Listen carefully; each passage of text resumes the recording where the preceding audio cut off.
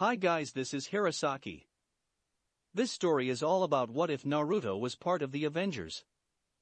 Naruto left the elemental nations and wound up in a world where flying metal man, magic, and gods exist. Before we start, kindly like and subscribe to this channel, and look over the description box for the author of this amazing storyline. Welcome aboard. Chapter 45, Project Night. Northern Afghanistan. February 13, 2009, 12:05 H local. So, need some help getting out? Naruto asked, but it looks like he underestimated the terrorists' paranoia since shouting is coming from the other side of the door. Come on. I need some answers quickly, he urged. Tony's thinking on how to proceed. Usually, he would just get out of there, but his newly developed sense of morality that came when his daughter arrived in the world is messing with his brain. He looked towards Einson and asked a question that will determine his decision. What do they want with me? Tony asked. Einson released a sigh and quickly formulated an answer.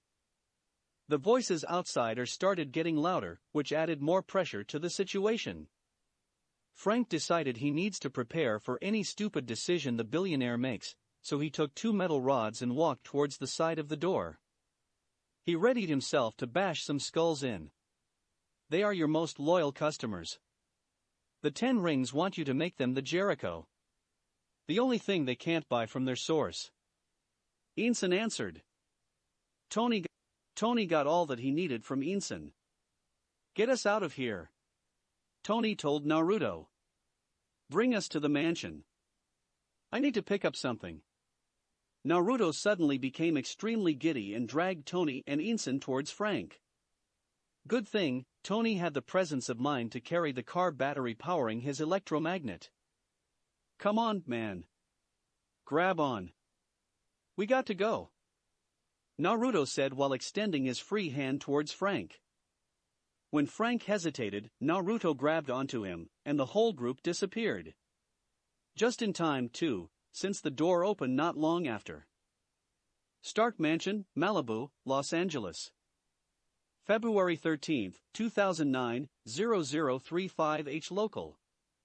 The group appeared in Tony's underground garage.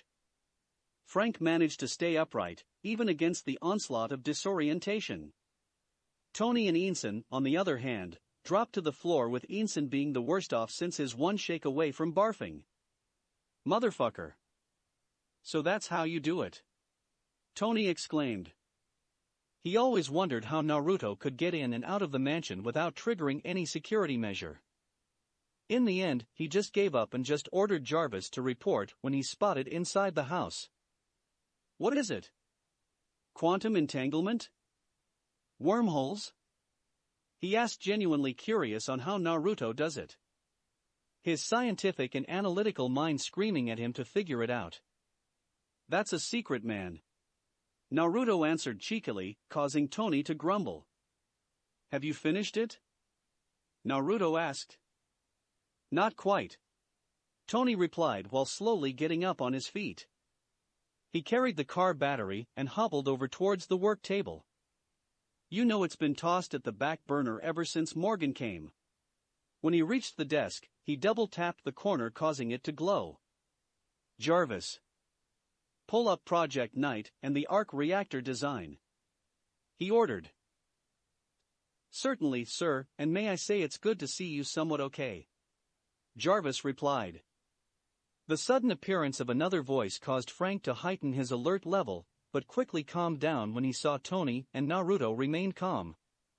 Should I inform Ms. Potts of your arrival? He asked. What time is it? Tony asked, no idea how long he's been out cold. It's currently 1:45. Jarvis answered. I've only been out for around 3 hours. Fuck, getting blown up really messes with your head, Tony mused to himself after quickly computing the time difference between LA and Afghanistan. Don't wake them up. I'll tell them myself later. Of course, sir, Jarvis replied before the holotable turned on, showing the 3D plans for one Malawian Kwacha and the arc reactor. Frank pulled Inson towards the chair near the table since the travel hit Inson hard. Where the hell are we? Frank asked Naruto. LA, specifically Tony's garage. Naruto answered. Naruto's assertion surprised Frank, but his straightforward and military thinking saved him a lot of headaches. Curtis thing? Frank asked. Yup, Curtis thing. Naruto replied. Frank then filed away the whole thing as something he would no think about and think of as something he would never figure out. You got beer and food? Frank asked Tony, who's busy flicking away stuff at the hollow board and talking to the weird robot voice. Food can be found on the counter to your right, and the beverages are inside the refrigerator under it, Mr. Castle. Jarvis was the one who replied. Fuck. That's just weird. Frank mumbled to himself while going to the counter. Yo. Inson. Want some? He asks the still dizzy Inson as he was picking up some food. Just water. Inson replied. Frank picked up a few things, but he made sure to get enough beer. When he got back to the table, he placed a water bottle in front of Inson and dumped the rest of what he got in front of him. Naruto. Beer? Frank asked while lifting a can. Sure. Frank tossed the can towards Naruto. He then opened it and took a swig out of it. What's he doing anyway? Frank asked, gesturing towards Tony. Finishing a project that's been in the back burner for too long. Naruto answered with a shrug, but he noticed Frank's confused expression, so he continued. You three can't suddenly appear stateside when you should have been kidnapped. That'll send warning bells to everyone, and a whole bunch of investigation would occur.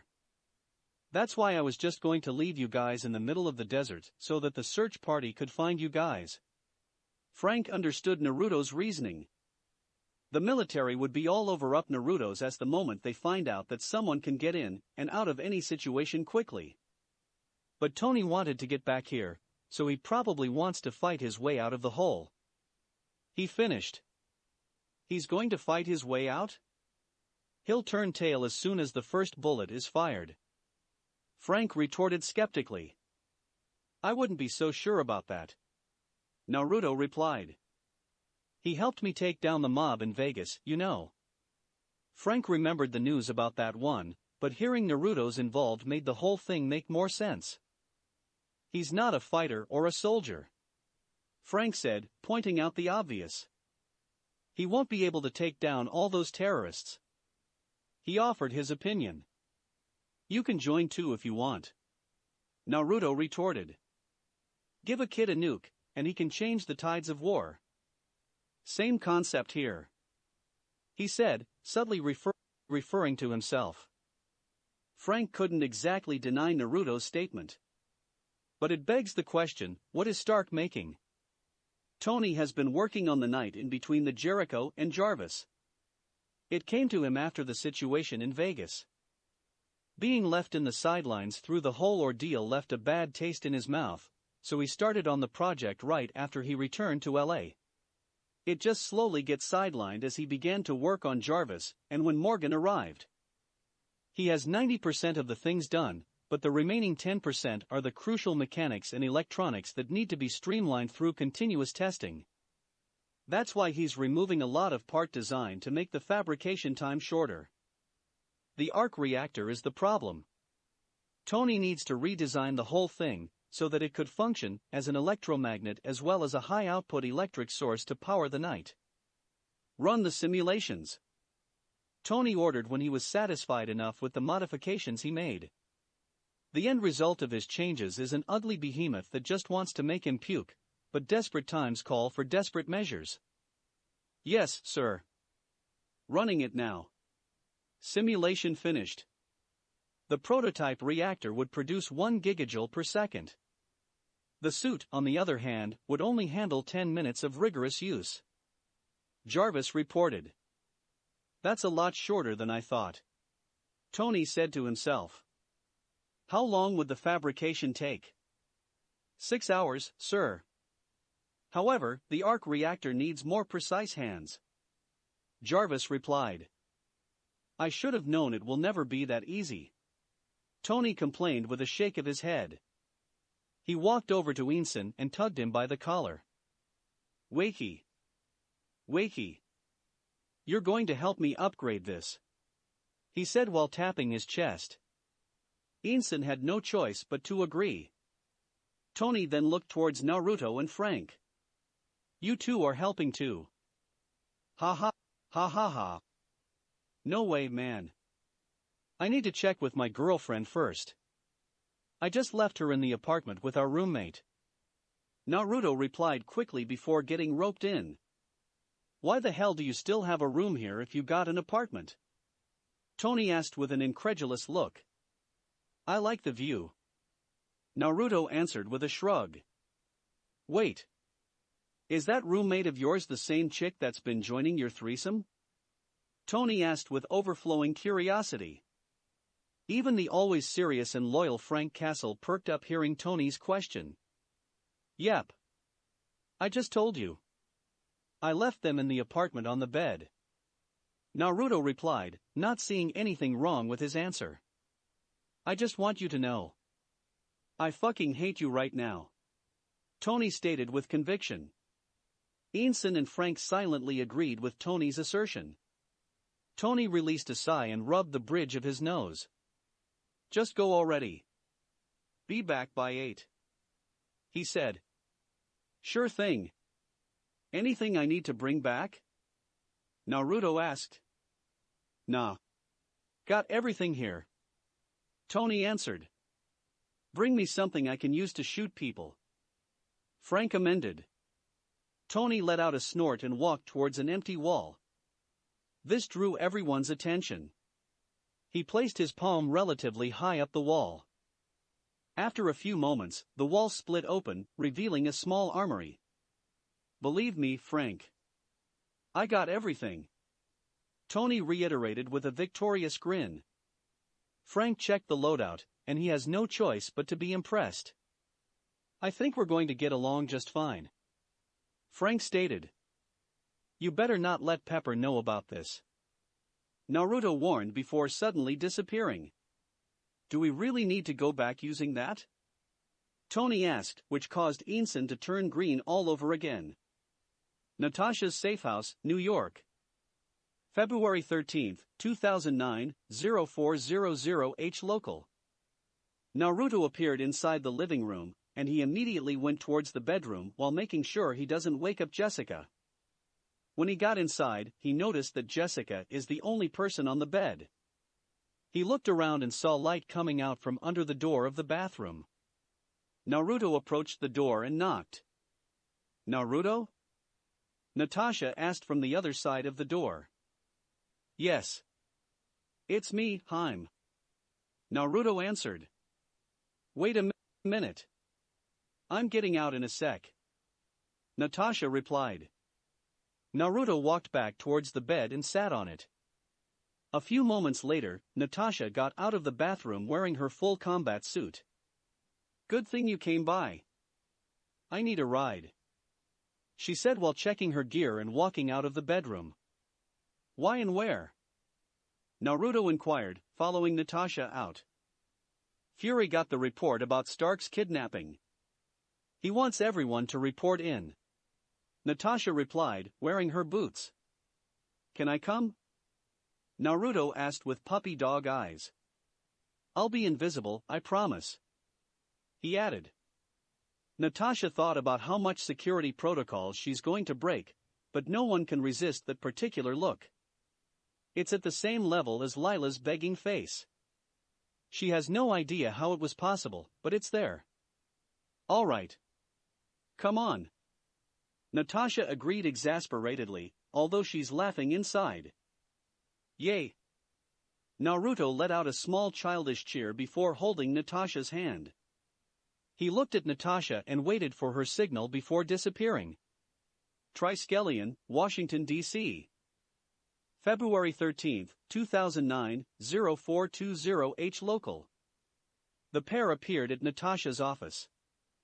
Natasha took a few seconds to recollect herself. A whole lot of improvement compared to her first experience with it. You're going to watch only. Don't do anything. I don't want Fury to have an aneurysm. Natasha ordered. Naruto just nodded before doing a single hand sign and slowly disappearing from her view. When she can't see him anymore, she walked out of the room and headed straight to the meeting room sent to her by Fury. It took a few minutes of going around the building, but Natasha eventually reached her destination. She went straight in without knocking. She saw a large group of people already inside, including Phil and Clint, which she immediately went to. Any news? Natasha asked as soon as she sat down. Of course, she could just ask Naruto, but it would only make it a lot harder to lie if she knows anything beforehand. Around 10 a.m. local, Tony Stark's convoy from Bagram Air Base to Kabul had been ambushed. Everyone's dead but accounted for except for 2 passengers, Tony Stark and an unidentified TECH. All signs point toward inside job, but no proof as of yet except for 3 things. Somehow, all choppers are either in use or out of commission. Then, the convoy is guarded by rookies. Not one of them experienced the sand for more than 3 months. Finally, no patrols were near the ambush point even though the road from Kabul and Bagram should be secured. Phil answered with a surprising amount of detail. That's all I know though. He added. I think it's more than enough. Clint joked. Fury entered the room with authority a few minutes later with Hill right behind him. The small chattering inside immediately died down. He walked towards the podium and eyed everyone. As you have heard, Tony Stark's convoy has been ambushed while on its way to Kabul. Preliminary reports indicate that they took Tony Stark and someone pretending to be a maintenance officer for the Jericho missile. The tech is now identified as Sergeant Frank Castle. Force Recon. Fury summarized.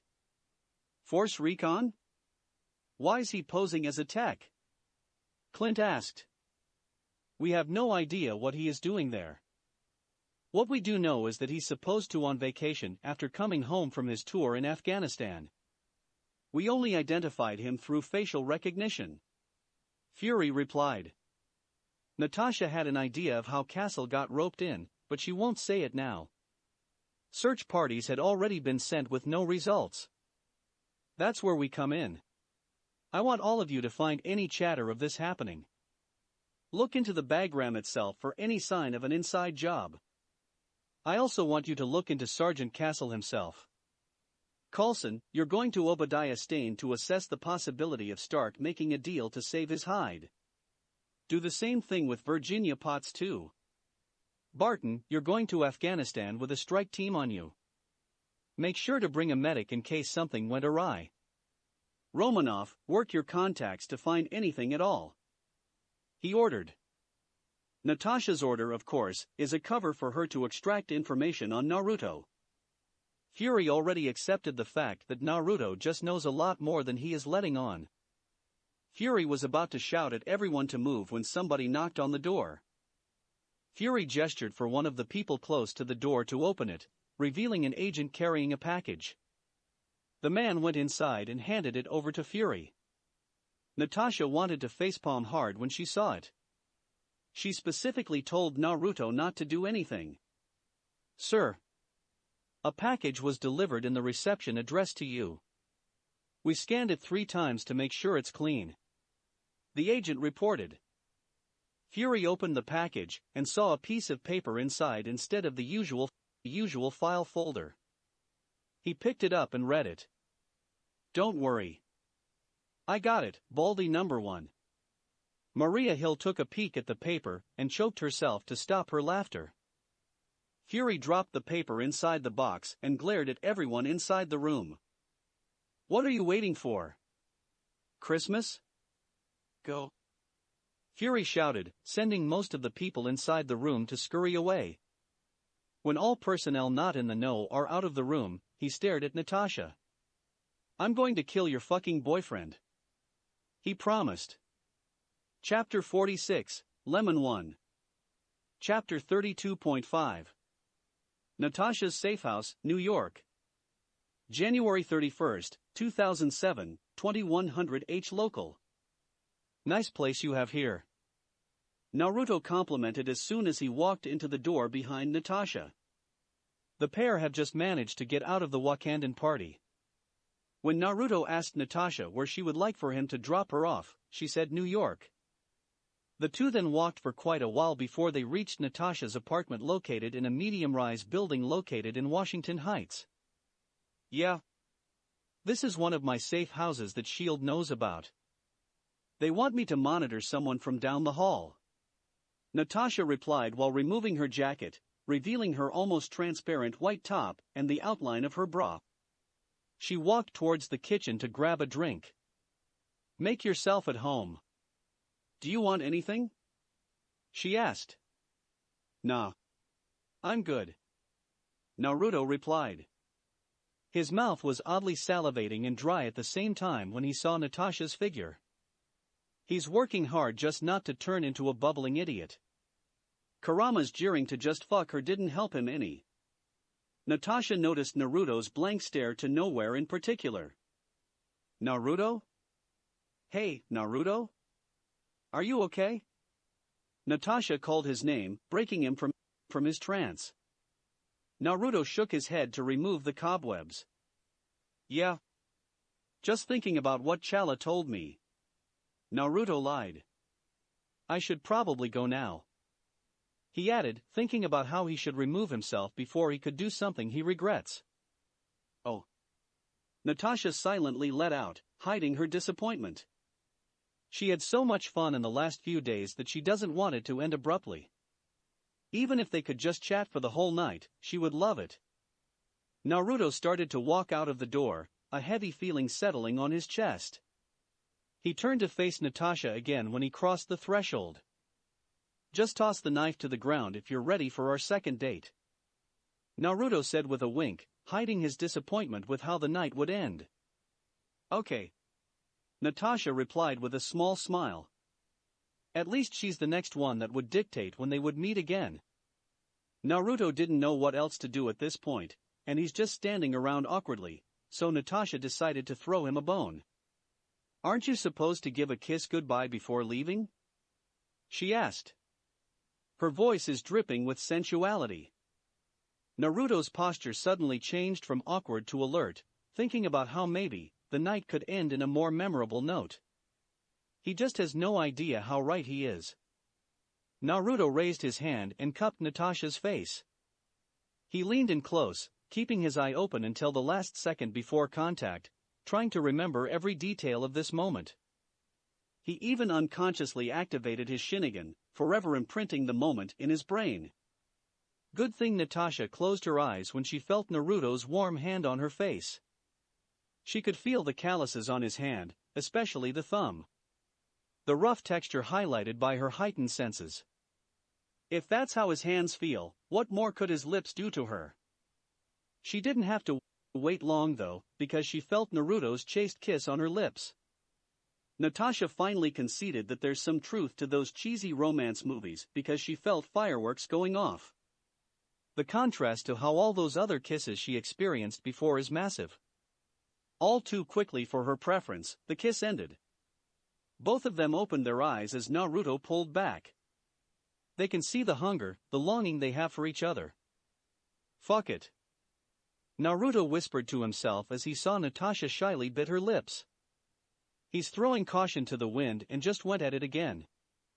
Naruto gave Natasha a deep kiss without any warning and slowly pushed her inside the apartment.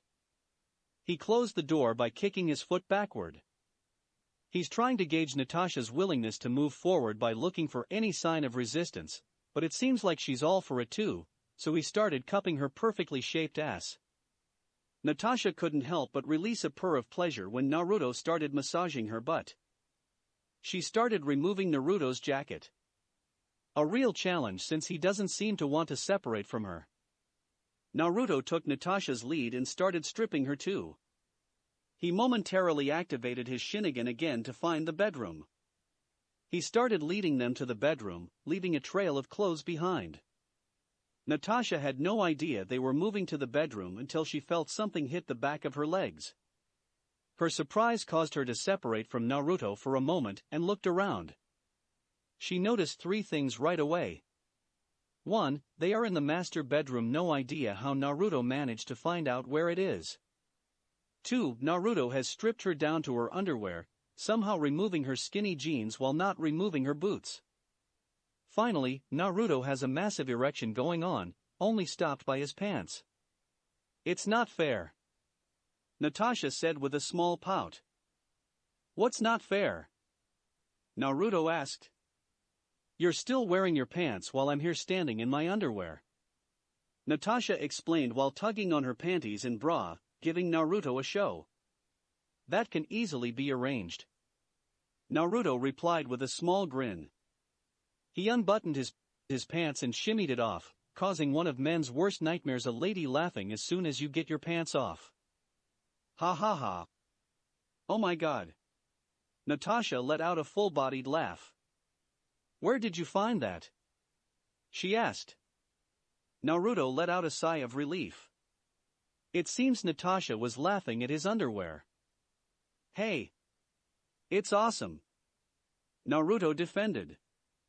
I'm not denying that it's awesome, Natasha replied, placating Naruto. But where did you get a bright orange boxer with a fox eating ramen on it? Akihabara, Naruto confessed with a dropping expression. Don't be sad, Natasha whispered close to Naruto's ears.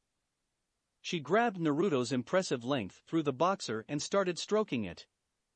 We still have a long night in front of us, she added before turning them around and pushing Naruto onto the bed.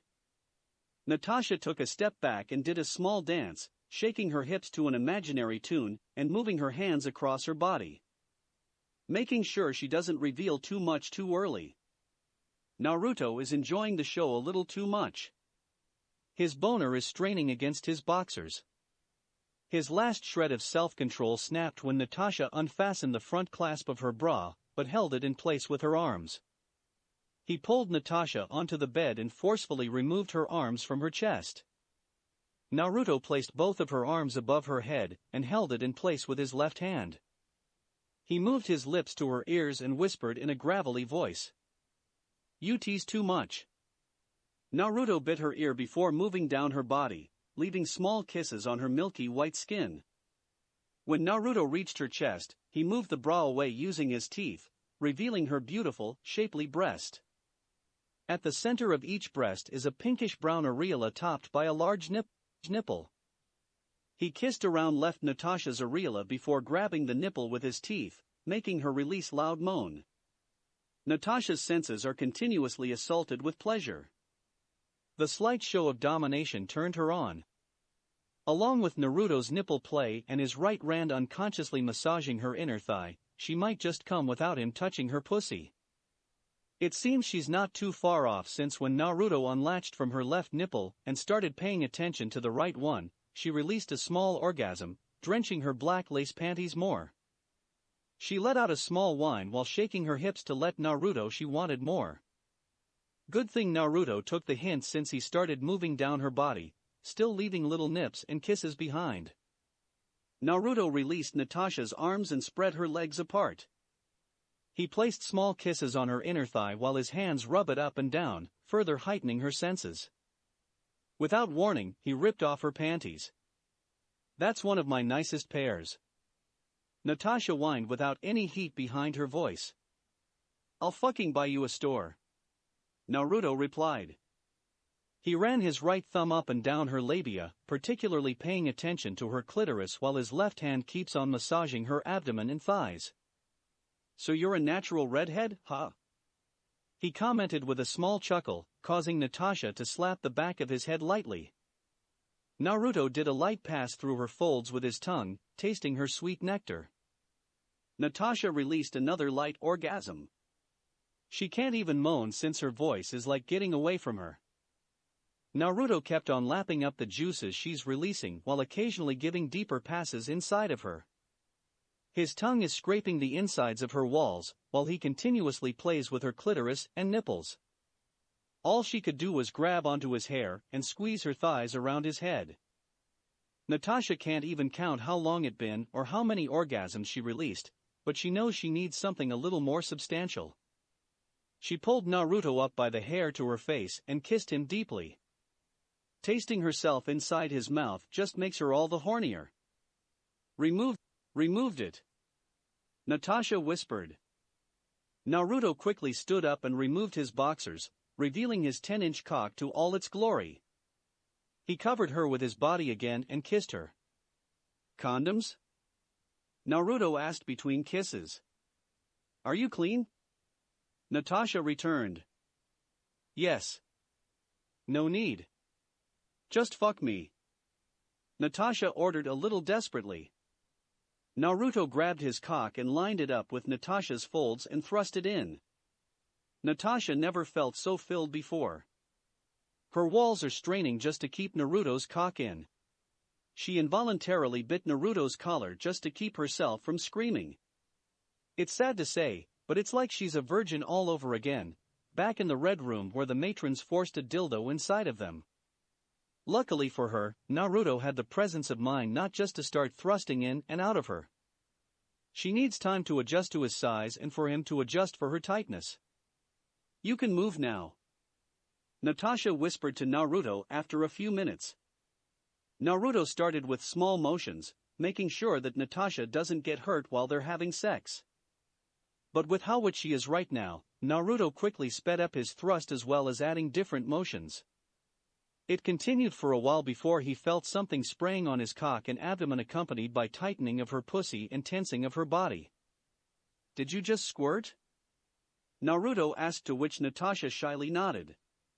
Oh, that is so hot. He exclaimed before turning Natasha around and started fucking her doggy style, while pulling her hair back until her walls tightened again. But this time, Naruto went with the flow and released his load deep inside her. Natasha could feel his hot seed flowing inside her, which caused her to orgasm again. After coming down from her high, she could liquids flowing down her thigh. She has no idea if it's Naruto's cum or her juices, but it sure is coming from her pussy. Naruto didn't even soften up after the release, so she turned around without removing his cock inside of her and laid him down. Her flexibility making the maneuver a lot easier. Natasha rode Naruto in a cowgirl position. She grabbed his hands and placed it on her chest, encouraging him to knead and play with them. She moved her hips up and down, left and right, forwards and backward, even small circles, coaxing his cock to release more of his cum. But Naruto somehow keeps hitting her G-spot, sending her to either a series of orgasms or a long one. For once, she didn't mind the experience she acquired. Naruto is watching mesmerized at how erotic Natasha is moving right now. He could honestly say he never saw something like this before. It didn't take long before he felt that familiar pull again. He grabbed Natasha's hips and pulled her down, ramming his cock up as deep as it could go. Natasha felt his dick impale her deeper than she ever felt, causing her walls to tighten again. Just like before, he released his cum inside her. This time, it partially bloated her abdomen. She knows that one small jolt and all his cum would rush right out, so she laid on top of him. Wow. Natasha let out while brushing her hair up with her hands. She never felt this exhausted and energized at the same time. You could say that again. Naruto replied, his cock still inside her. He could feel the small quivers of her walls. He gave one little kiss on Natasha's crown. Chapter 36.5 Natasha's Safe House, New York. June 30, 2007, 1900 H local. Is he finally out of his self-righteous streak, huh? Jessica asked, exasperated. Don't get me wrong. I had fun with those dates, but that's not exactly what we agreed on. Not really. We need to give him the last push. Natasha replied. The two of them are sitting on the couch. Natasha called her over while Naruto is off doing one of his stuffs to talk about their arrangement. How hard is it to get a guy into a threesome? Isn't that like on their top list right down below a harem and having a large dick? Jessica exclaimed vulgarly. Oh, he has no problems with the second one. Natasha automatically replied before clearing her throat, pushing her embarrassment away. He's just an emotional guy. He needs some form of connection before doing anything intimate with someone. She explained. Ugh. Jessica released a groan. What's your plan? She asked. We're going to have sex. Natasha replied with a sexy grin. Jessica choked on her spit when she heard Natasha's answer. What? Jessica yelled in surprise. Natasha moved closer towards Jessica and started to run her hands from her neck down her busts. She moved closer to Jessica's ear and blew a single puff of air.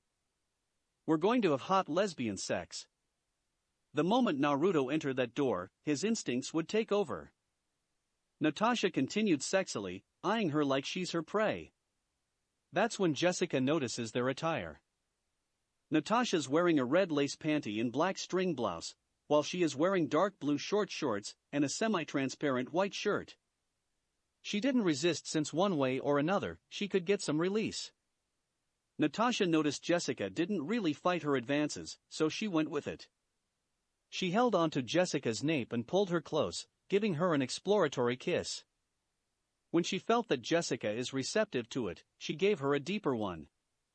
While she's Frenching Jessica, her free hand is snaking up Jessica's blouse. When she reached her boobs, Natasha gave it a light squeeze, which caused Jessica to release a moan. As retaliation, Jessica slipped her right hand under Natasha's panties and stroked her folds.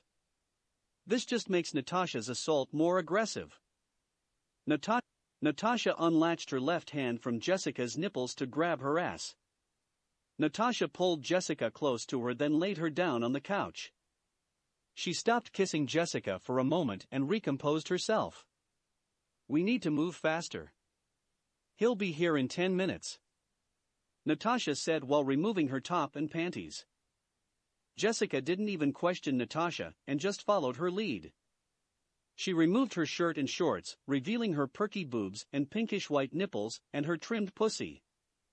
Natasha gave Jessica another kiss before turning around and aligning her cunt to Jessica's face.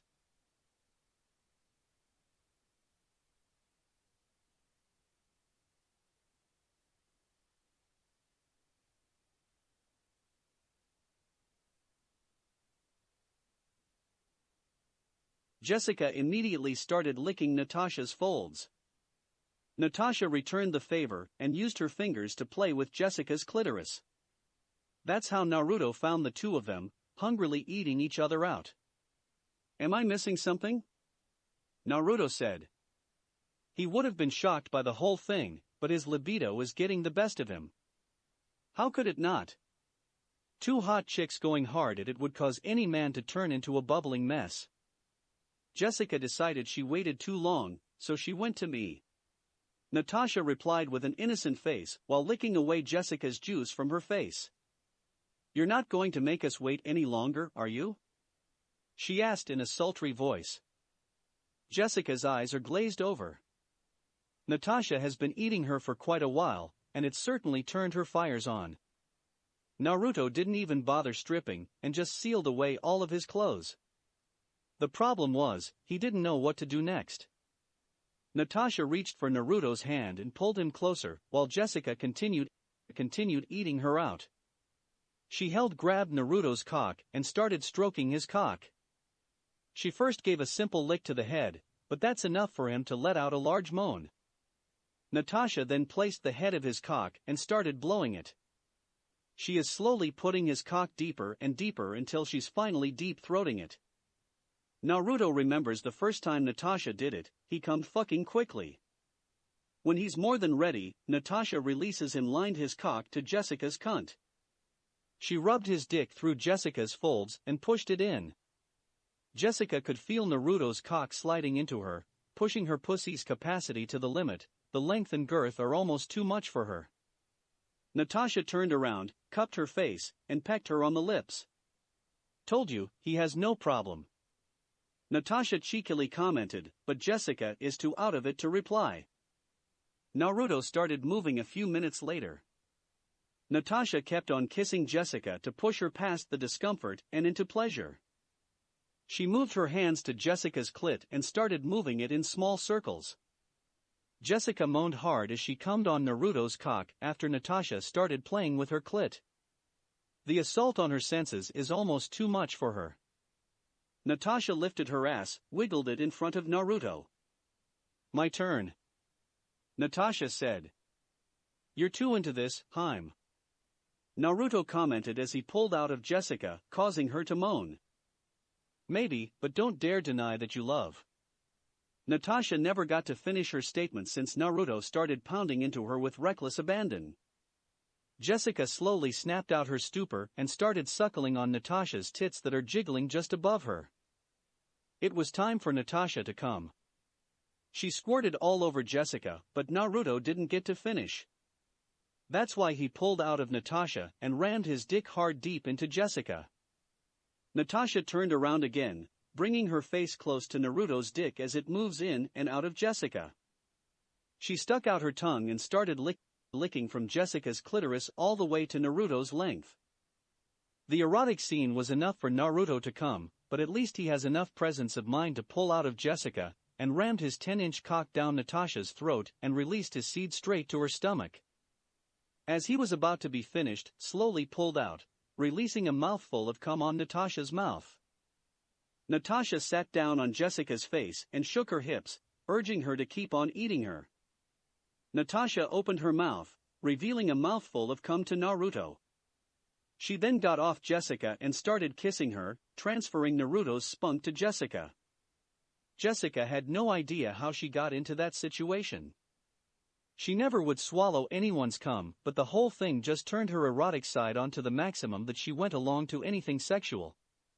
She cupped Natasha's cheeks and started kissing her back. Both of them are playing with the cum inside of their mouths until Jessica eventually swallowed. Natasha and Jessica turned towards Naruto, while kneeling on the floor, and opened their mouths while sticking their tongues out, showing him that it's empty. Naruto's libido levels skyrocketed, seeing their display. "We're not fucking done," Naruto asserted. Naruto walked towards the pair, and looped his arms around their hips, and carried them to the bedroom. Come by morning, Natasha would be reminded in the morning to turn on the apartment's blackout protocol since the front door has been plastered with different iterations of the same message. Shut the fuck up. Chapter 47, Redheads Have Temper. Triskelion, Washington, D.C. February 13, 2009, 0500H local. U3. Fury pointed to Coulson, Barton, and Romanoff. "Come with me." He lifted the box of the podium and handed it over to Hill. "I want you to burn that later," he said before walking out of the room, followed by the group. Fury walked across the hallways of the Triskelion and up the elevators until he reached his office. He inputted his biometric scan to open the door, then walked in. When the door closed, he pressed the button for the blackout protocol on his desk. "What do you know, Romanoff?" Fury inquired with a hard glare. "Too much," Natasha answered promptly. "But too little about this." She continued. "Explain," Fury ordered. Natasha took a second to formulate an acceptable and coherent answer. This is one of the downsides of dating Naruto. Fury knows she knows stuff, and that fact is bugging the hell out of him. There are times she thinks that Naruto dates her for the express purpose of pissing Fury. Let me start from the end, boss, and work my way back, because the first part would take over the whole conversation, Natasha said with a shake off her head. Just remembering the whole sorcerer incident is stressing the fuck out of her. We just got into bed at around 3 a.m. when Naruto said something about Tony being in trouble before leaving. She continued. 3 a.m. What the hell are you doing up at 3 a.m. when you're on vacation? Clint asked, but an idea came to his mind, and he suddenly backtracked. You know what? I don't want to know, he asserted. Get your mind off the gutter, Clint, Natasha scolded before adopting a mischievous and sultry grin. We finished at 12. I need my rest, you know. She added. Clint tried to cover ears as he doesn't want to hear the sex life of someone he considers a sister, but he's just too slow. Phil remained stoic as ever with his patented smile, but Natasha could make out a little pink dusting on his cheeks. Fury cleared his throat to get everyone's attention. Moving on. Any guesses how he knew and what he could have done after he left? Either he is someone looking over Stark or... Natasha replied while pulling out a Hirosaki kunai. He has something like this and was able to call for Naruto. She replaced the kunai to her holster. Ever since Natasha figured out what those knives do, she never went anywhere without it. As for what he did after he left, I have no idea. He might have rescued him, or just went to get some intel. When he came back an hour ago, I just had him bring me here. Then he went again. She finished. Fury rubbed his forehead. The one thing he hates the most is being left in the dark, and Naruto is a fucking black hole. He typed into his computer until he found what he's looking for and turned the screen towards the audience, revealing Frank Castle's military picture. How about him? Do you know anything about why one of the best Force Recon is doing undercover bodyguard work for Stark? Fury asked with a raised eyebrow. Either Stark knew there's a threat to his life and hired the best guy he could find, or somebody knew he's in trouble and sent the same guy. Either way, Naruto is more than likely involved. Natasha answered with confidence. Fury thought what they should do next for a few moments. With Naruto taking point, the whole situation would be resolved quickly, but sitting back is not an option. My orders remain the same.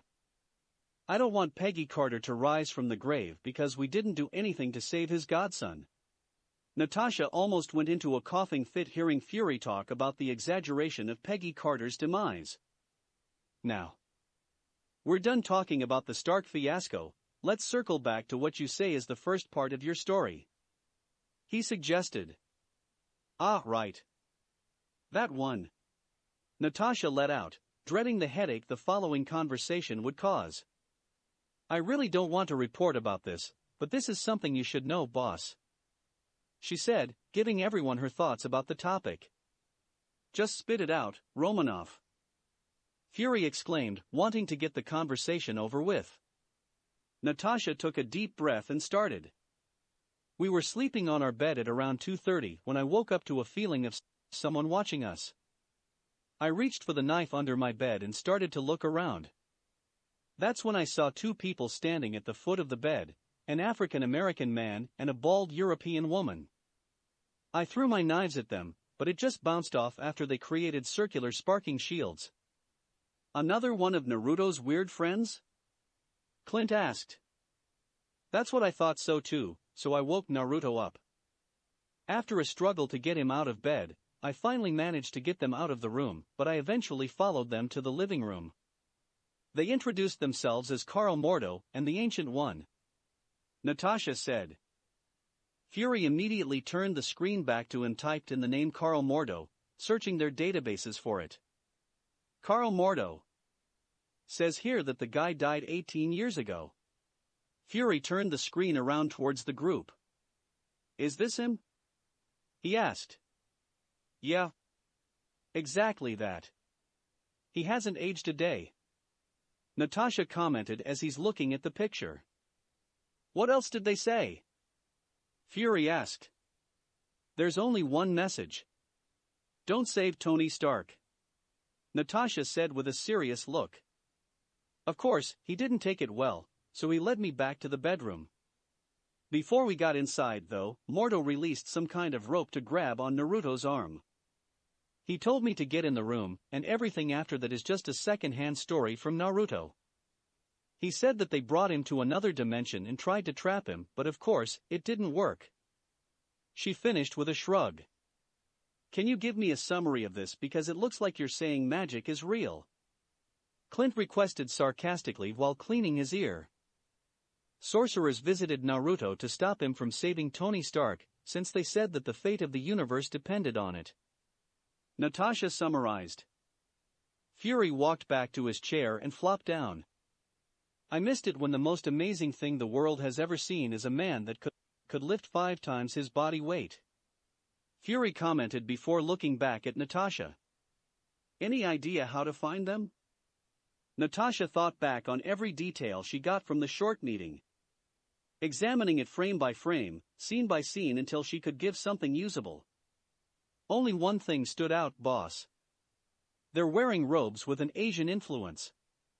If it were me searching, I'd start looking anywhere in South or East Asia. Natasha suggested. That's a huge range. Fury commented. Good thing I'm not the one going to look for it. Natasha replied with a smug smile. Stark's Mansion, Malibu, Los Angeles. February 13, 2009, 0730H local. Naruto left the Triskelion in the middle of Fury's talk and decided just to sleep back in New York. He woke up a little earlier than the agreed time of his return, but decided just to go to LA anyway, and it's one of the best choices he ever made. When he got to Tony's underground garage, he saw Pepper berating Tony at the other side of the hollow table, while Einstein and Frank are sitting at a table at the other side of the room, enjoying the show. He walked over towards the audience and pulled up a sit. Did I miss anything? Naruto whispered while still looking at the couple. Not much. She just got here 3 minutes ago. Frank answered while drinking his beer. What happened anyway? Naruto asked. Tony's chair force buddy. Frank started. Rhodey. Naruto interjected. Yeah. Rhodey. He called Stark's girl over there that we've been napped. The computer voice thingy. Jarvis. Naruto interjected again. Yeah. That. Alerted the redhead that we're here. So, the girl ran down here and started to dress the living shit out of Stark. Frank finished, causing Einstein and Naruto to snicker. Naruto then focused on Pepper berating Tony, thoroughly enjoying the show. I mean. How could you not tell me? You have a hole in your chest with a car battery sticking out of it. Isn't that enough to wake me up? You at least could have called Rhodey. I almost had a heart attack. Pepper shouted in a tirade, her face red with anger. I was going to tell you when you woke up. I didn't know you were going to wake up because of Rhodey's call. Tony defended until he noticed Naruto at the edge of his sight. Besides, Naruto needs to bring us back, he said, redirecting Pepper's ire towards Naruto, giving him a breather. What? Pepper shouted before turning her head towards Naruto. Shit. Naruto shouted, but Pepper is already heading towards him. He had to step back at the intensity of Pepper's glare. Frank and Einstein made a tactical retreat. Why do you need to bring them back? Pepper shouted. Naruto let out, not able to form coherent sentences. Spit it out. Pepper shouted again, making Naruto jump 6 feet into the air. Because he still needs to be rescued. Naruto finally replied. He's already here, right? It means he's already rescued. Pepper reasoned. By me. Nobody knows about me. Naruto replied, but Pepper only flashed a confused look. Come on, Peps. Don't tell me you aren't even a little bit suspicious, right? Of course, Pepper was suspicious.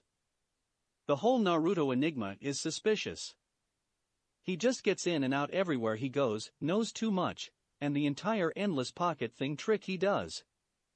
She reasoned with herself that Naruto is some kind of super agent sent by a government agency to protect the family since the Starks is one of the backbones of America's economy. It kind of works out too since when Naruto and Tony first met, they took down a crime syndicate that's operating within their casino. The next time he comes back was a few months after Morgan. Pepper thought that the government wanted to help them keep Morgan safe. Naruto's help with rooting out spies supported her theory. Add the fact that Naruto is also dating some kind of super spy based on his stories, and it's practically a locked-in answer. You're a spy, right? Pepper blurted out, mirroring her thoughts. Fuck no. Naruto exclaimed. Except for my Heim, of course. He automatically added before he shook his head to focus back on the conversation. Getting back on track. I'm not a spy. I'm just a guy on vacation forever. Ask Frank over there. He said while pointing at Castle. I met him while on vacation in Afghanistan. Frank had to shake his head, remembering that particular conversation. He had a fucking migraine after it. Sir, the fabrication is done. Both items are ready to come up. Jarvis said, putting an end on Pepper's warpath. Go ahead, Jarvis. Put up the reactor first. Tony replied before looking towards Einson. Come on. You helped build it. You'll help to place it in. He said as he walks towards the floor space, which suddenly opened. You realize I'm not that kind of doctor, don't you? Einson retorted, but he still walked over towards Tony. He stopped in his tracks though, when he saw the glowing blue cylinder rising on the podium. See this? This is the future. Tony boasted while picking up the miniature arc reactor and walking towards the reclining chair. Einson followed Stark, excited with the opportunity to hold something like the arc reactor. What are they going to do? Pepper asked, nervous after getting the first real look at the electromagnet in Tony's chest even at a distance. He's going to change the magnet to something more portable and powerful. He needs more juice for the next part of his plan. Naruto answered. What next plan? Pepper asked again. Now that's a surprise. You don't have to wait long though, since they're almost done. Naruto replied while pointing Tony standing up from the chair. Pepper finally saw the real size of the electromagnet, and it's a lot larger than she thought. Jarvis, you can pull up the next one. Tony ordered. Of course, sir. Jarvis replied. A large panel on the floor opened. Slowly, the group can finally see what Project Knight is all about. A hulking behemoth of metallic gray armor made of thick panels of steel and hydraulics. They can see guns and canisters placed around the suit. Tony walked over to the suit of armor and inspected it all around. A lot cruder than what I would like, but what can you do in 6 hours? Tony commented with a shrug. Tony. What's that? Pepper shouted. This would make sure that we make out of the cave hole. Tony replied while pushing a button on the side, and the front armor lifted. He then walked to the inside of the armor and closed the panel. What are you doing? Pepper asked. Tony releases a breath of exasperation. He understands that Pepper is asking all these questions out of worry, but this is all too much. I'm going to wear this, and we're going to walk out of the cave. Frank would be right behind me, shooting at everything not friendly while Einson would hang back. Tony laid out their plan, so Pepper knows what they would do and can calm down a little. The suit started up, enabling Stark to move around. He walked towards Pepper, who's holding in her tears. Don't worry, Peps. This thing, he said while tapping his chest, can stop half a case of 50 calories machine gun rounds. It'll hurt for sure, but I'll be all right. He placated. Pepper gave a small nod and tried to hug Tony, but the armor made it a hard task. So Tony lifted his helmet and leaned a little, giving Pepper a kiss. Tony separated from Pepper and moved towards the blank wall and removed his gloves. He placed his palm on the corner, and it split open. I thought you got rid of that. Pepper stated in a slightly cold tone. Good thing I didn't, right? Tony retorted cheekily before turning towards Frank and Einson. Take your pick. The more, the better, he said. Frank walked towards the wall and scanned it. He started pulling down guns, knives, and mags. He handed over an Uzi and a handgun towards Einson when he got closer. We need a bag. Food and water as well. We might wander around the desert for a while before a rescue team could find us. Frank suggested while checking over the guns. I got your back, Naruto replied from the sidelines. He reached for his back with both hands and took out 3 duffel bags with the left hand and 3 military backpacks with another. He tossed all of it on the floor with the packs sounding full. Inson walked over to the bag and opened it, revealing an assortment of crackers, MREs and emergency water. The duffel bag is for anything else you might need, Naruto added before reaching behind him again. I forgot that I got this too. Showing them 3 Special Forces grade bulletproof vest. Just save the last one for Tony after all the chaos. Frank stood up from his spot and took a duffel bag and 2 vests, leaving the last one for Inson and giving Naruto a grateful nod when he stood up. He placed a vest in the bag and extra guns. Inson put on the vest and took 2 backpacks, placing one at the front and another at the back. He did this since Tony would not be able to carry the bag while in the suit, and Frank is already carrying the duffel bag. The backpacks would hinder his maneuverability, but it's better to be him than Frank.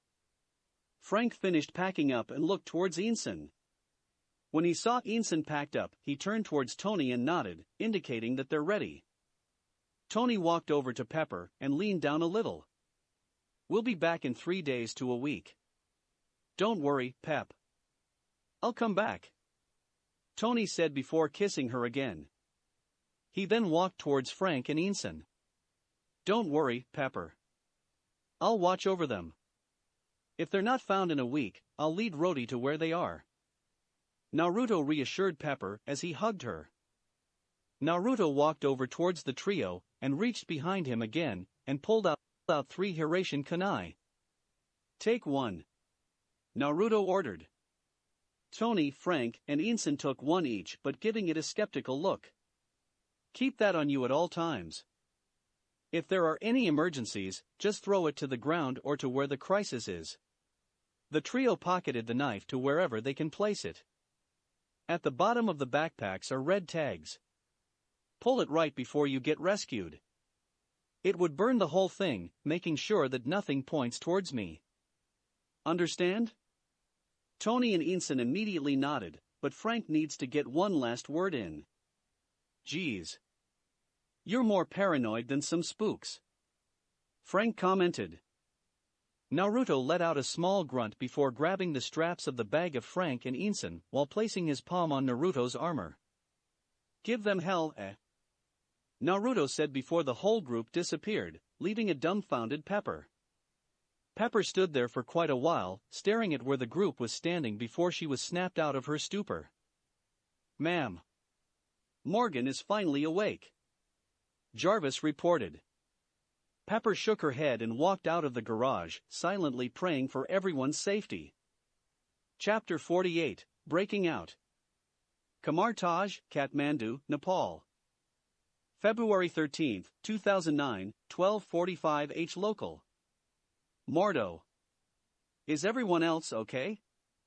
The Ancient One asks as Mordo walked towards her.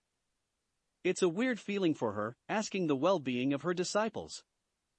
The brief contact they had with the fox was enough to blur their immediate future, making her blind even with the use of an infinity stone. Yes, Ancient One. Mordo replied with a small bow. No more additional casualties. I was the last one to leave. He continued. I also sent a few masters to retrieve the bodies, or at least as much as they can get without alerting the fox. Thank you. The Ancient One replied.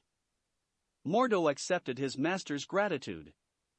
The pair stood over the balcony overlooking the training fields where the sorcerers are calming themselves down. Seeing your colleagues ripped apart with the real threat of following the same fate is enough to stress anyone out. Especially the apprentices who have never experienced real-life combat. Mordo was looking at the sorcerer's shaken expression when he decided to break the silence and ask the question that's been bugging him ever since the mirror dimension. Can we fight him? Mordo asked in a silent whisper. Of course, we can fight him. The Ancient One replied. But that's not the right question to ask. She added. Can we win? Mordo amended his question. I'm not sure. The Ancient One confessed. There are just too many unknowns about him, but from what I saw, we would need an army of masters specializing in detection and combat to have a winning chance. She explained. Mordo had to agree with his master's assessment. Their whole encounter with the fox was just a series of surprises and fuck-ups. He's sure that the Ancient One noticed that the fox was only playing them, evident by his calm demeanor throughout the whole confrontation. We should have marked the location of their apartment. Mordo let out. They only found the fox by a group of 5 eldest masters sending their consciousness to the newly opened chakra network and finding anything that's out of place. A dangerous venture that cost them the lives of 4 of the masters that turned to stone, but the radical idea bore fruit. The last one was able to find an anomaly. A self-contained source of chakra that has emissions barely, but its presence alone was enough to distort the natural chakra network around it, just like a black hole. A massive invisible force of nature that alters the space around it. The master was able to open a portal to the fox's location before his limbs turn into stone. Too bad they didn't try to find out where the exact location was geographical. All they know was that it's somewhere in New York. And with the knowledge of the fox with runes, they might be able to find him like that again. We can't do much about what happened in the past. We can only prepare for the future. The Ancient One advised before a novice recruit came running towards them. The novice gave them a bow of respect before reporting. The masters that just came back from the mirror dimension wanted to report something. The novice reported. The Ancient One and Mordo looked at each other with worry. They wouldn't call for the Sorcerer Supreme without a significant reason. It is more concerning if it has something to do with the bodies of the sorcerers. Tell them that we would be right by. The Ancient One ordered. The novice bowed again before leaving. She released a sigh and looked towards Mordo. Let's go. I want to finish to know what could be worse than having somebody ripped apart, she said before starting to walk to the hospital wing. Mordo followed behind the Ancient One while calming himself down using one of Kamartaj's breathing techniques. His mind was running to different scenarios of what could have happened with the apprentices and masters. When they finally entered the morgue, he counted 27 tables with bodies covered with mystical white fabrics that would preserve the body as long as it's covering their body. The Ancient One walked towards the masters with Mordo following close behind. Is this everyone? The Ancient One asked, referring to the bodies.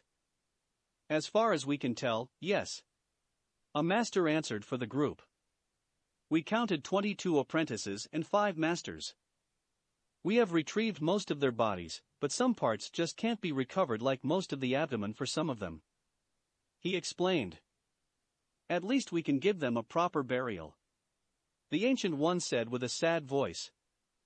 What did you want to tell me about the bodies? She asked, wanting to get to the point of the conversation. The master had to rubbed his forehead, dreading the conversation. He extended his arms behind him to one of the other masters, which promptly handed him a sack bag. We took this bag to gather all the valuables they might have. The master explained while handing it over to the Ancient One. The Ancient One took the bag and opened it, seeing that there's nothing inside. This is empty. The Ancient One retorted, thinking why would they give the bag to her, until she realized a crucial detail and looked at her hand and the other masters. Where are their sling rings? She asked in a whisper. They have nothing on them except for their clothes. The master replied, already knowing how dire is the situation. Is there any sign of the fox still in the mirror dimension? The Ancient One inquired. No, but we're not looking for him since we want to keep some distance from him. The master explained, which the Ancient One understood and supported. We must assume that he can get out of the mirror dimension in the future if he's not out already. The Ancient One stated. The group was silent, contemplating the disaster if the fox could bounce around the world. The cunningness and the skill of the fox are extremely worrying already. We need to make sure that the next timeline nexus must happen. The Ancient One asserted. What is the next event? Mordo asked from the sidelines. We need to make sure the sleeping soldier wakes up. The Ancient One replied. Captain America needs to be found. Stark Industries main office, New York. February 13, 2009, 0900H local. Obadiah Stane. The business mogul and a father figure of Tony Stark.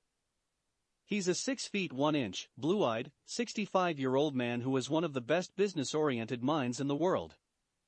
He was a friend and rival of Howard Stark, Tony's father. They met each other through Maria Stark, who Stane once dated. When the Starks died in a car accident in 1991, Stane stepped up and held the company together until the golden child, Tony Stark, can take over the company again. Stane was pushed to the sidelines and later became a business partner to Tony's growing company. Of course, he didn't like that he was now only receiving scraps from the multi-billion-dollar company, but he didn't become known as a business mogul for not thinking stuff through. He waited for his time, making connections and preparing moves for the future. The first thing Stane did was to build up his war chest for an eventual takeover. Good thing he has the perfect way to do it.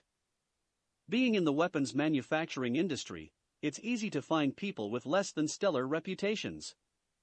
Stane started fudging data to give some buyers more than they bargained for as long as he was given a cut. This side business snowballed into a highly profitable business that caters to the lowest of the low, corrupt governments, tyrants, and terrorist groups.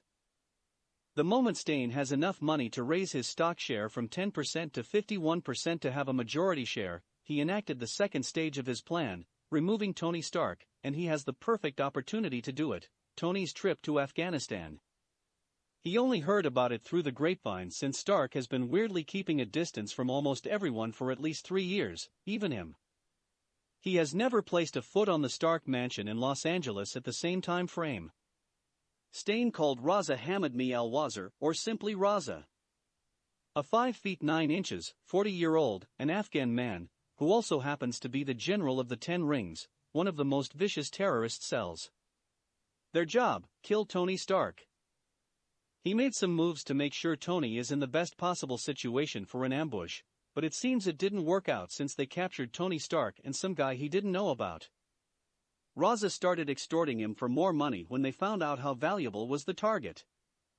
Stane was debating with himself if he should just pay or get rid of Raza to tie loose ends. The choice seems to be clear, but there seems to be a more problematic development. What do you mean he got away? Stane shouted to his 3-level encryption phone. I didn't say he got away.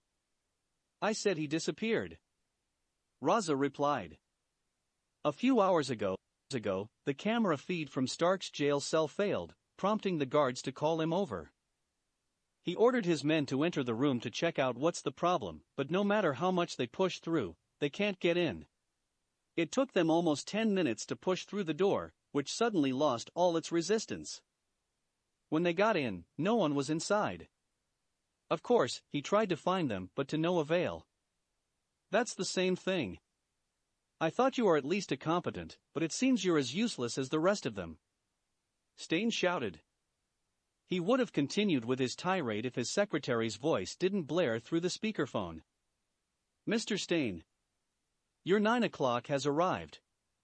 The secretary said. Stane rubbed his forehead to settle down the headache that's forming. Fix your fucking mess, Raza. Kill him, and I'll double the deal. Stane ordered. Triple. Raza replied. Fucking terrorists. Stane said to himself. Just do it. He said before ending the call. Stane took a calming breath and pushed a button on the phone. Send them in. Stane said to his secretary. A few seconds later, an unassuming man in a suit walked into Stane's office. The man walked towards him and extended his hand. Good morning, Mr. Stane. I'm Agent Coulson from S.H.I.E.L.D. Phil introduced himself. Stane hid his momentary panic. An agent coming to him is never a good sign if Tony's kidnapping happened just a few hours ago, but he played it cool. Still, Phil Coulson recognized the panic. Stane held onto Phil's hand and shook it. S.H.I.E.L.D.? Never heard of it. Stain replied genuinely before releasing Phil's hand. That's the way we like it. Phil replied with a smile before adopting a more professional look. I'm here to determine the possibility of Mr. Stark to cut a deal with his kidnappers to save himself. Stan walked over to the liquor table and poured himself a drink. Have you already been informed that Mr. Stark has been kidnapped? Coulson continued when Stain remained silent. Stain swirled his drink, taking a moment to formulate his answer. Tony is a one-of-a-kind man. A mind that comes only once every century. Nobody can deny that. Stain drank a swig from his glass. But there's something that comes with that, a stubbornness no one can match, and an ungodly amount of skill to piss someone off. He added, unconsciously channeling his frustration about Tony's disappearing act. So, I'm saying it right here and now. There's no fucking way Tony would betray his country. He finished. Phil stood there for a moment, studying Stain's words and nuances. That's all I needed to hear, Phil said while pulling out a calling card from his inner jacket pocket. You can call me using this number if you have anything else to say, he continued while handed over the calling card. I'll leave you to your business, Mr. Stain. Thank you for your time, he said before walking out of the office.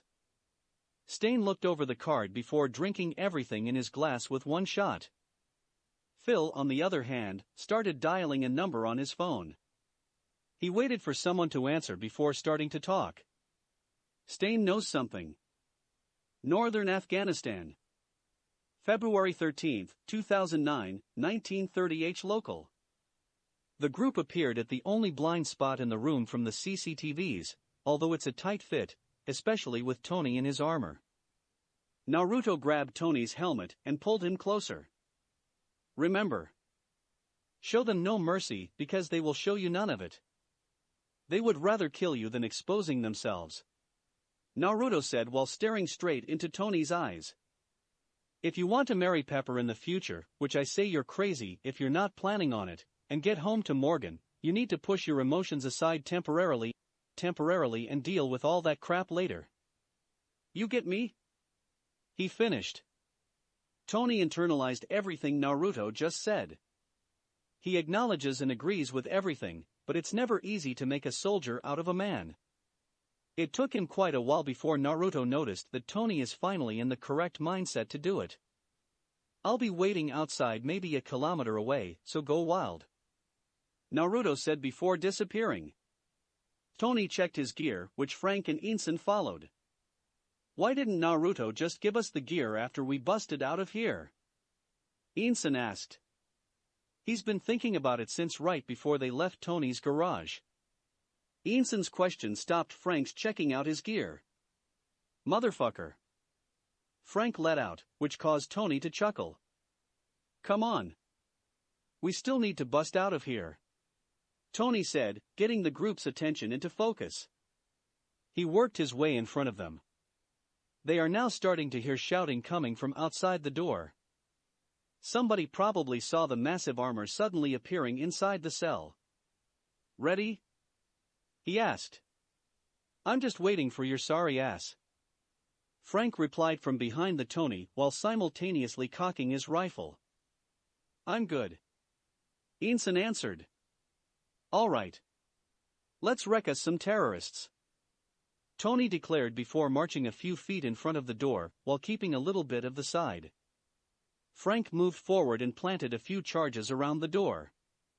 He walked behind Tony again, waiting for the perfect time to blow it. The vault-style door handle started to turn, and Frank knew this was the ideal time. He pushed a button, and colossal explosion propelled the door outward, immediately taking out a few terrorists at the other side.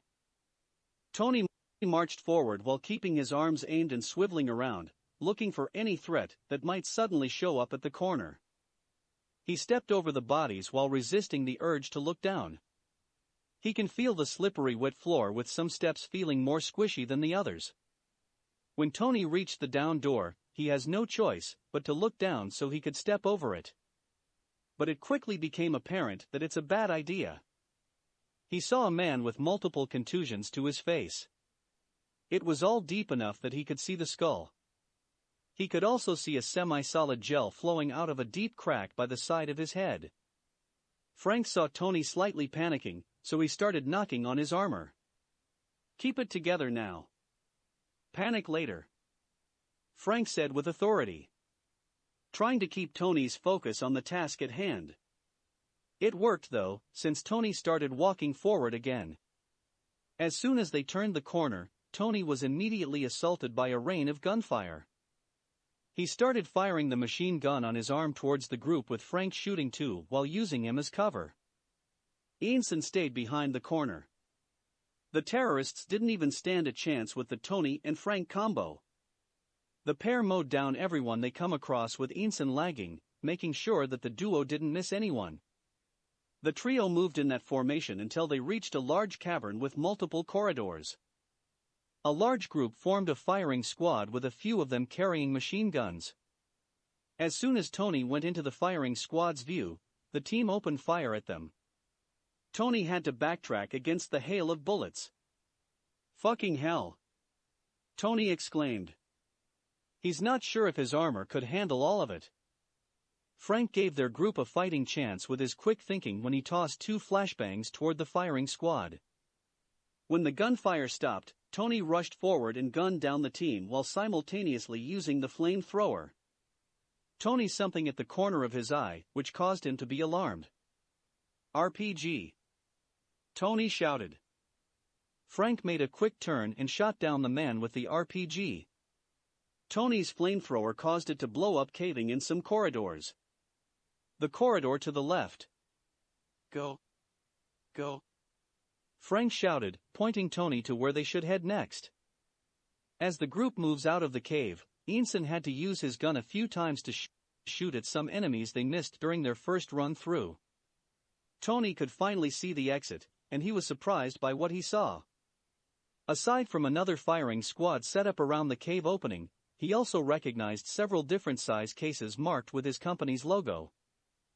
Like the last time, the firing squad opened fire at them, but Tony didn't back down this time.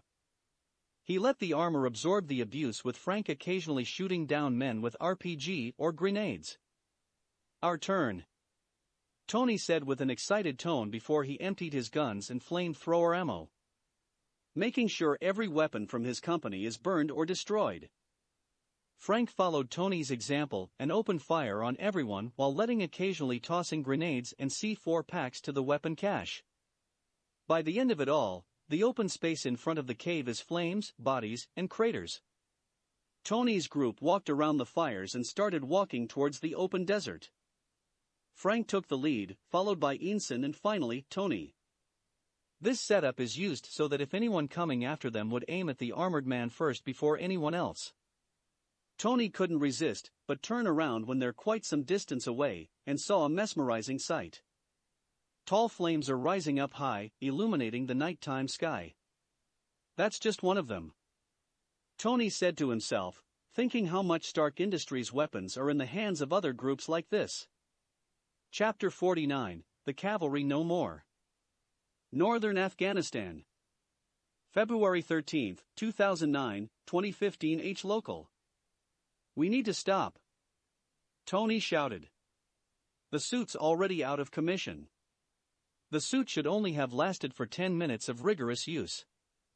So Tony was surprised by how long the armor had held up. He started to unfasten the armor from his body, before raising the front panel and walking out of it. "You're not just going to leave it, are you?" Ensign asked while handing over the extra backpack to him. Tony took the bag and put it on, making sure he strapped everything securely. "Yeah, but we can't carry the whole thing. Besides, it'll just be a pile of metal scraps when I'm done with it," Tony replied with a grin. Frank was scanning the area with his gun sight, using the moonlight to look for any trackers. He was also looking for anything that they might be able to use to set up camp. He knows that the people he's with aren't exactly fit for a night-long trek. "Hey, Frank. We have 10 minutes to get as far away from here as possible," Tony shouted after flipping some buttons inside the armor. Frank, Ensign, and Tony started jogging away from the freestanding armor. What the hell did you do? Frank asked. I'm getting rid of it. Tony replied, a little out of breath. The desert terrain is sapping his energy away. Did you install bombs in it? Frank shouted, realizing it's the only way anyone could get rid of something like that so quickly. Maybe? Tony answered a little sheepishly. Are you crazy? We were getting shot at, and you had a bomb inside of the armor. Frank retorted, questioning how intelligent the Stark really is. Hey! If the suit exploded, it meant I would have died either way since it couldn't handle the punishment. Tony defended. Frank had to accept Tony's logic. If the explosive really is inside the armor, a bullet could only set it off if the suit had already been pierced. Hey! You're going to want to see this. Tony shouted before turning around. He had been counting down ever since they started jogging away, and the suit was 20 seconds away from blowing. Frank and Ensign stopped in their tracks and turned around. Just in time too, since a few seconds after they turned back, they saw something launching high up into the sky. When it reached a few hundred feet, the whole thing exploded, temporarily illuminating the night sky with a big ball of fire. You attached a rocket to it. Ensign retorted, still catching his breath. Oh yeah. You've got to attach a rocket to everything you can. It's like being a genius in Billionaire 101. Tony retorted with a serious expression. Seeing Ensign's "Are you serious?" reaction almost broke his resolve and released a laugh. He finally understood why Naruto continuously messes with everyone. Frank was looking at the dying down flames in the sky when he figured out what Tony's aim was. Ha! You made a flare on steroids. Frank commented with slight amusement. Got it, didn't you? Now the rescue team will know our general direction. We just need to get ahead of every other terrorist near here. Tony thought about his reply before realizing a fucking colossal flaw. We need to move around. Fuck. Didn't think of that. Don't worry about that for now. It's easier to deal with 1 or 2 guys looking for us than being stranded in the desert for 7 days. Frank replied while checking over the remaining ammo inside the duffel bag. Come on. We still need to set up camp. He suggested. Yup, that's probably a good idea. A voice suddenly answered out of nowhere, which prompted Frank and Ensign to aim their guns at the voice's direction. Whoa. Whoa. Easy. It's me. The voice continued as Naruto walked out of the darkness. Fucking hell. We almost shot you. Frank let out while lowering his gun. I'll live. Naruto said listlessly with a wave of his hand, dismissing Frank's statement. Where were you? I thought you'd meet us when we got out of there. Tony asked. I just cleaned up what you left behind. Naruto answered. I blew up some huge cache inside the cave, practically leveled the whole mountain above it. He chuckled, remembering the whole thing. Blowing stuff up certainly soothes the soul. I tried finding the head honcho of the group, trying to find out who orchestrated the entire thing, but I didn't find the guy there. So he might be in some other place being an asshole. He found him, of course, but he didn't take him out yet. Raza would be his bait to find the head asshole. The 3-layer encryption made by Stark for mid to high-level employees is just too strong for his mediocre skills, compared to Tony, of course. Raza's not there? Ensign asked with skepticism. As far as I can tell, there were no bald terrorists there. I'll have to piece some parts together just to make sure. Naruto lied. He didn't have to do the last part, but he just wanted to say it. His answer gave him the desired reaction though. Why do I let Morgan near you again? Tony asked, partially recognizing the fact that Naruto is a dangerous and probably unstable individual. You have a kid? I know I'm not updated with the news, but I'm reasonably sure the higher-ups would at least talk about their lead weapon manufacturer having a kid. Frank asked. Tony realized his slip-up. He didn't want anyone else to know about Morgan. Obi, who he considers a father figure, doesn't even know about Morgan. But it looks like two new people would know about his ball of sunshine. Morgan. My daughter. You named your daughter Morgan? Frank asked incredulously. It came to me in a dream, so sue me. Tony defended. Anyway, Pepper, and I don't want anyone to know about her for reasons exactly like this. I even have her papers held so no one could accidentally find out about her. He explained. Frank had to admire Tony's forward thinking and protectiveness. The kidnapping incident just reinforces Tony's reason to do it. I still think it's too much though. Especially since she's growing up. Naruto interjected, but he continued when he saw the skeptical look on Tony and Frank's face. She'll never develop her social skills if you keep her confined longer.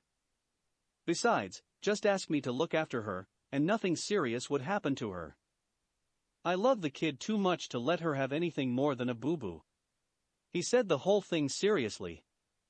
You still need to hire me though. Fucking hell. Are you a merc or something? Tony exclaimed. Something of that sort. Naruto answered with a shrug before reaching behind him. I forgot to give you this stuff. He said while tossing the items in front of the group. I thought you might need some camping gear. He finished.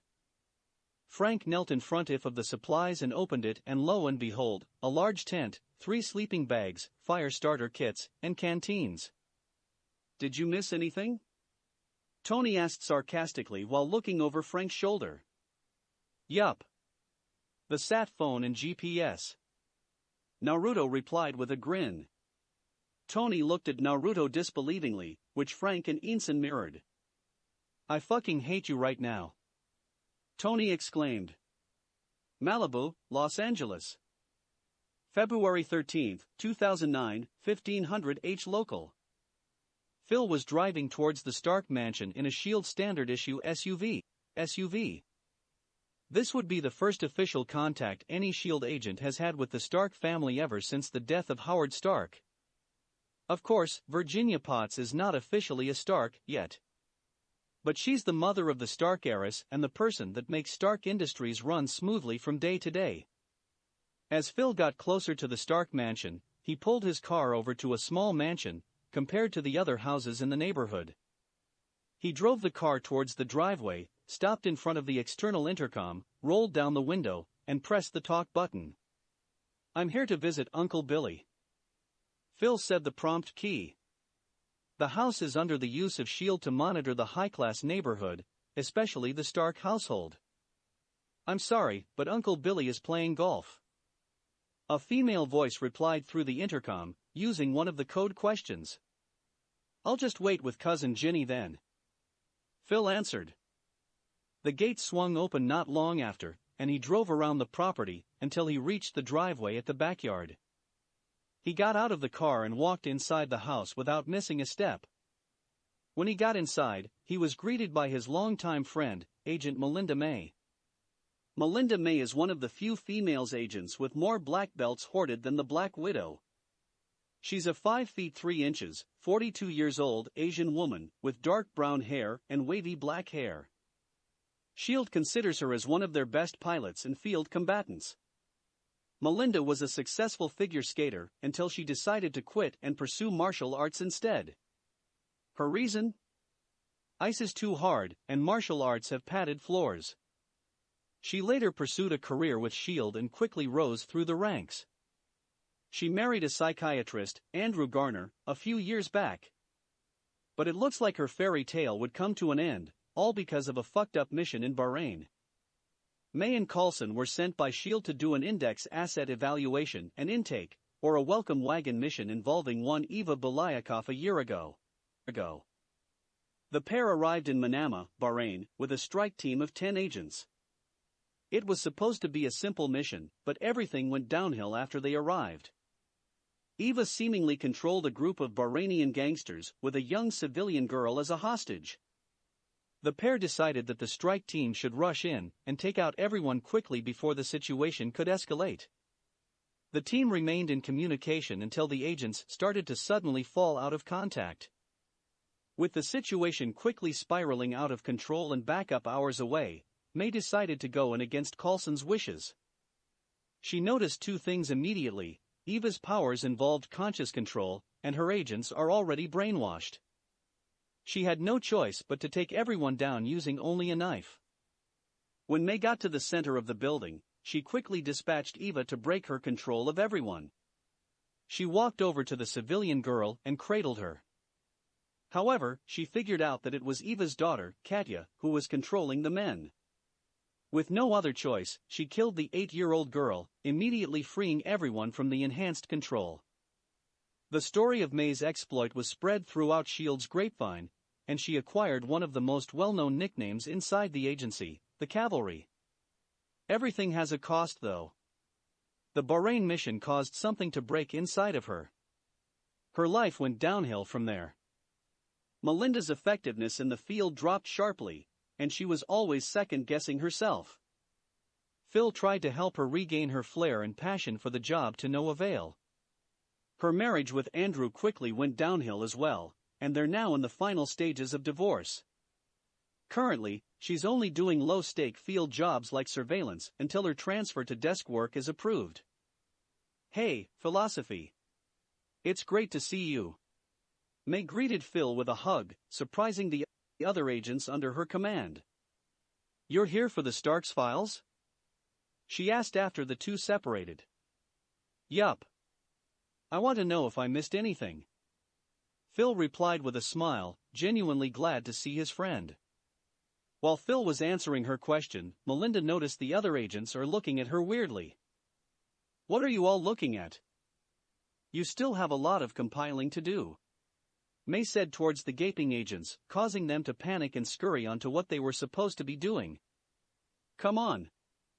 I prepared a data packet last night," she told Phil before leading him up the stairs towards her office. "Still scaring people, huh?" Phil said with a joking tone. Melinda had to smile at Phil's usual banter, but she didn't engage. She just had no energy in her to continue the conversation. Phil noticed May's lack of energy, but he just filed it away for later. He couldn't do anything else to help her without the possibility of making it worse. When the pair got inside the room, Melinda picked up a phone on top of her desk and handed it over to Phil, who immediately took it. "Give me the highlights. It'll take too long to read the whole thing now," Phil told Melinda while pocketing the phone. She took some time to scan her mind through the report and compile the important ones. The previous supervising agent first noticed the kid a year ago. Stark upped his security system and expanded his net well over our observation range. Somebody must have tipped him off because his bodyguard called the FBI about who's watching them.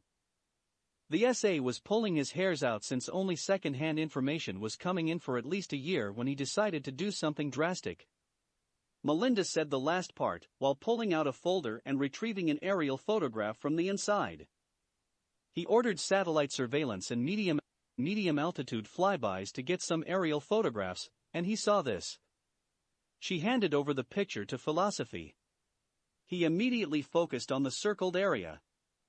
Stark, Potts, and a kid no one knows about. How the hell does no one know about this? Phil asked the question that's been bugging him since he first heard that Stark has a kid.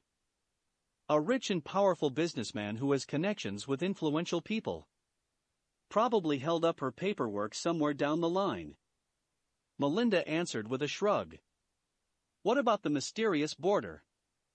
Any idea who it might be?" Phil asked. "Every one of them is pretty much convinced that it's Naruto who's living with the Starks, but it's better to have some evidence." "No. Not really," Melinda answered with a shake of her head. "We only know that someone's living with them in there because of a series of infrared satellite images," she said while looking through the files and showing a compilation of photographs. "There's a heat bloom that shows from this room right here every once in a while. No real pattern for when the room is being used." She switched the photo with another one behind it. "When we figured out that someone is staying there, the text started to comb through the pictures and cross-reference it with the logs of visitors, but we couldn't find out who it is. It's like he or she appears and disappears whenever. Phil is now 100% certain that Naruto is the Stark's boarder. He only knows one guy that could get in and out of anywhere. Naruto probably remained in contact with Tony Stark after the Vegas incident. Talk to me, philosophy. You know something. Melinda urged after seeing a familiar look on Phil's face. The one where he just confirmed something. Phil snapped out of his stupor and looked straight at Melinda with that trademark smile of his. Can't tell you, May. Omega level clearance only and all that. Phil replied with a smug smile. Omega? We don't have an Omega clearance. Melinda retorted, genuinely confused, but Phil flashed an enigmatic smile. Exactly. Phil answered before walking out of the room. Fucking protocols. Melinda exclaimed while following Phil. Phil and Melinda reached the back door when Phil turned around and took something from his pocket. This is a receiver. I'll try to deploy some bugs inside while I'm there. Phil said while handing over a flash drive-like item to Melinda. Thanks. Melinda replied while talking the receiver. Phil suddenly turned serious and stared Melinda straight into her eyes. How are? Phil started. Don't. Melinda interrupted. I'm going to get transferred one way or another. She continued. Okay. Okay. Phil said while raising his hands. I just want to be sure that this is what you really want. It is. Melinda answered sincerely. You should go and interview the secretary/girlfriend. She finished with a smile. Yeah. I'll see you soon. Phil replied while walking out of the door. As Phil was entering his car, Melinda said one last message. Stop by before you go back. That's it for this reading. Hit like and subscribe for a free ticket pass going to the different worlds of anime fanfictions. Looking forward to having you on board again.